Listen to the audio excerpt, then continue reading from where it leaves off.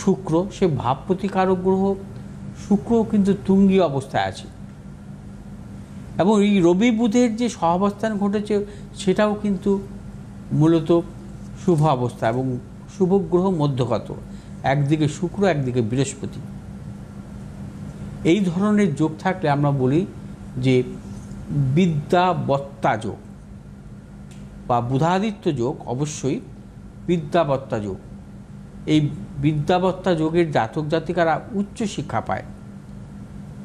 দেখা যায় যে এই ধরনের যোগের ক্ষেত্রে এদের জীবনে যদি কখনো ভাগ্যপতি বা পঞ্চমপতি গ্রহের মহাদশা আসে বা কেন্দ্রপতি কারক গ্রহ শুভ গ্রহের মহাদশা আসে, যদি এডুকেশন লাইফে, তারা কিন্তু অত্যন্ত সাফল্য পান এডুকেশন সংক্রান্ত।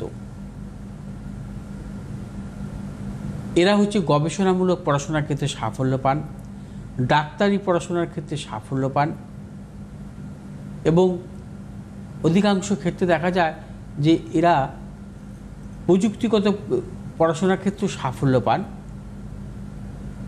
তবে এদের জীবনে কিন্তু কর্মজগতেও কিন্তু নানা রকম সাফল্য আসে।